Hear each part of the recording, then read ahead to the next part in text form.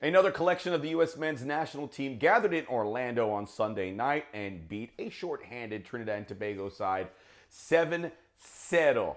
This was an opportunity for the men's national team to bring together a exclusively MLS-based squad with a lot of under-23s that they would have earmarked for the Olympics. If there are an Olympics, we don't know.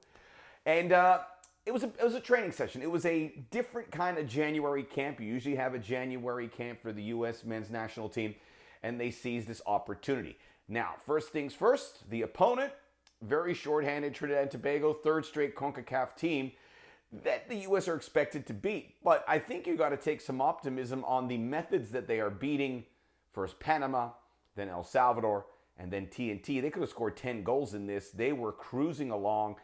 And you have to also remember, this isn't the first choice U.S. squad either, and these are guys playing together for the first time. Yet, with this system, they were able to ease into it and play effectively. Guys knew their roles. So there's a lot to talk about. I'll talk about that. I'll also look at what happened this week on the club level that we can feed. We can add it to the list. Add it to the list. Now, since I started this YouTube thing and I talked about the U.S. men's national team, a lot of folks leaving comments. Please continue to do that. I will try to respond to all of them. I will have a program coming up where I will answer your questions. But when I talk about the U.S. men's national team, there's criticism about the manager, Greg Berhalter. Is he a big game manager? We don't know. How will he perform when he plays Mexico? How will he perform in the Gold Cup, World Cup qualifiers when he plays some good European sides? And we think we'll get that opportunity here pretty soon. We don't know. What I do know is that since October, November, when he has been able to get players together, he has done exactly what he said he would do. And he has done exactly what we had hoped he would do. And that is to look at everyone. He's not picking favorites. He's giving opportunities. This camp, no different, with the under-23s headed by Jason Christ. You actually look at the numbers. He has given over 40 debuts in 23 games. That is a historic level for the U.S. men's national team. At the end of the day, when the big games roll around, it's probably going to be the guys you expect. Pulisic, McKennie, Adams, Zach Steffen. But he's making sure these guys feel part of it, and I honestly believe he's going to find work for these guys. So we'll wait about the big games, but Greg Berhalter has exceeded expectations in what he was supposed to do in all these camps from November, December, and now here into January. This is the first game in 2021. We are expecting around 20 games, so this is going to really percolate. We can't help, and what we can see, there are lots of guys putting their hands up. And I think this is what happens when you have an effective national team program. When the high tide rises all boats? It's a high tide. And these guys playing here, everyone says, I got to raise their game. And they all know that. No one's complaining. No one's causing any problems. How many guys out of this camp do you think would make a 23-man roster? Or possibly an 18-man group that would feature in important games? And more than you think. I think Aaron Long has a good shot to be a starting 11 center back. He got to play here. We don't know about the number 9. Jesus Ferreira came in, scored 2 goals, was involved in 5 goals total as a false 9 top. You know, if Josh Sargent, Josie Altidore, who was part of this camp and didn't play for just precautionary reasons, Matthew Hoppy's come off the boil. All candidates, but no one's really grabbed the ring. So Jesus Ferreira took opportunity of this and now has to be certainly considered. It's going to be interesting to see what he can do next. Left back is an opening. And it was Sam Vines, who I thought he didn't do anything fancy.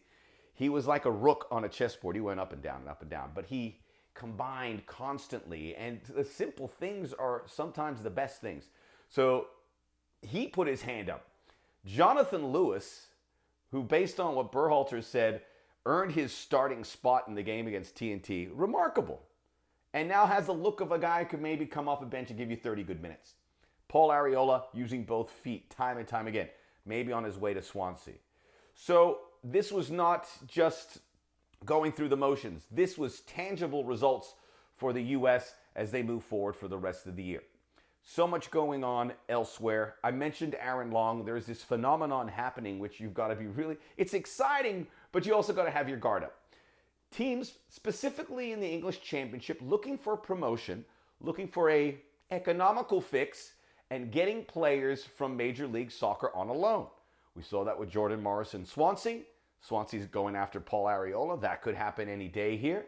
We heard maybe it was Reading that was going after Aaron Long. They're in the promotion positions. If these guys go over there and that works, another game changer. And those clubs that come up are going to look at those players as guys that helped them get through. Jordan Morris did come off the bench and made his Swansea debut. They were victorious there in second place.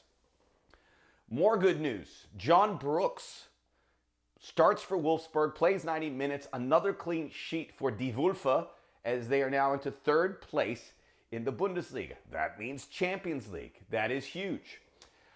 It's a long list of guys that have also made a breakthrough. Bryan Reynolds, what a moment. Check out the video arriving in Rome to join his club, $7 million transfer for Roma. I think he is going to be another big name as the right back, possibly of the future for the U.S. men's national team. Fast, athletic, big, strong. Chris Richards, loaned to Hoffenheim.